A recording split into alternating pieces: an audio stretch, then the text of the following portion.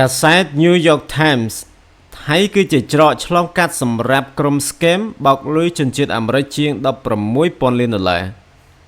បាទអូមកទៀតហើយបងប្អូននឹងឲ្យ search មើលព័ត៌មានទៅគឺឃើញតែ scam បាទ scam នៅប្រទេសថៃតែម្ដងបាទប្រហែលថ្ងៃនេះគឺបើកមើលព័ត៌មានទៅឃើញតែ scam បាទនៅប្រទេសថៃតែម្ដងបាទឥឡូវនេះគឺកាសែត New York Times នៅរបស់សហរដ្ឋអាមេរិកហ្នឹងគឺបានផ្សាយថាថៃគឺជាច្រកឆ្លងកាត់សម្រាប់ក្រុម scam ឆបោកលុយជនជាតិអាមេរិកជាង $16,000 លានបាទច្រើនមែនទែន $16,000 លានបងប្អូនបាទច្រើនមែនទែនកាសែត New York Times បានលាតត្រដាងយ៉ាងច្បាស់ថាប្រទេសថៃគឺជាច្រកឆ្លងកាត់សម្រាប់ក្រុមបណ្ដាញអក្រិតកម្មតាមអនឡាញ scam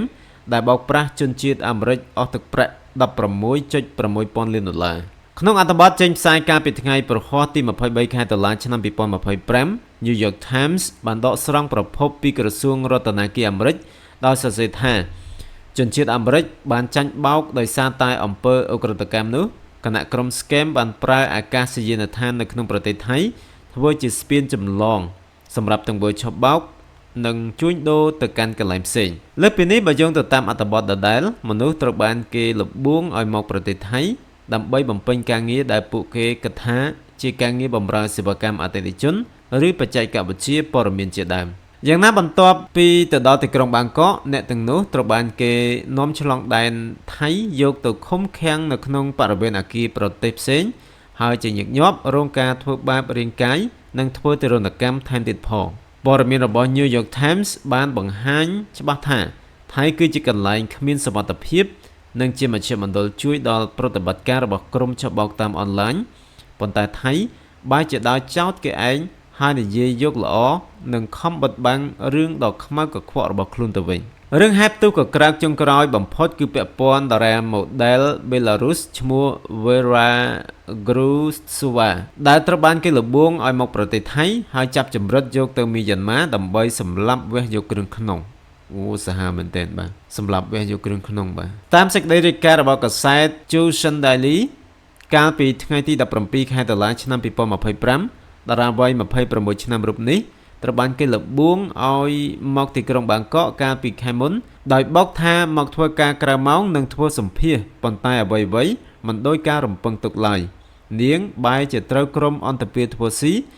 ដោយនាំទៅភូមិខាងជើងប្រទេសមីយ៉ាន់ម៉ាទៅវិញយ៉ាងណារដ្ឋាភិបាលទីក្រុងបាងកកខំប្រឹងដោះសារនិយាយលៀងខ្លួនយកល្អទាំងមិនចេះខ្មាស់មាត់ថាតាមពិតនាងបានចាក់ចេញពីប្រទេសថៃដោយខ្លួនឯងហើយគ្មានសញ្ញានៃការចាប់ពង្រត់អ្វីទេនេះគឺកាសែតរបស់សហរដ្ឋអាមេរិកបាទ New York Times បានចេញផ្សាយបងប្អូនបាទថ្ងៃមុនគឺកាសែតរបស់កូរ៉េខាងត្បូងបាទបានចេញផ្សាយដែរបាទឥឡូវនេះគឺខាងសហរដ្ឋអាមេរិកបាទចេញផ្សាយម្ដងបងប្អូនបាទអញ្ចឹងគឺតាក់ទងជាមួយនឹង scam នៅប្រទេសថៃបាទ scam បាទឆបោកអ្នកក្រៅប្រទេសបាទខាងកូរ៉េខាងត្បូងក៏មាន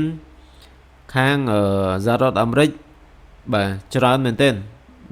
បាទអស់ទឹកប្រាក់រហូតដល់ $16,600 លានបាទច្រើនមែនទែនបាទបោកគ្នាឲ្យមកធ្វើការបាទអ្នកណាមិនចង់បានប្រាក់ខែច្រើនបងប្អូនបាទផ្សព្វផ្សាយប្រាក់ខែ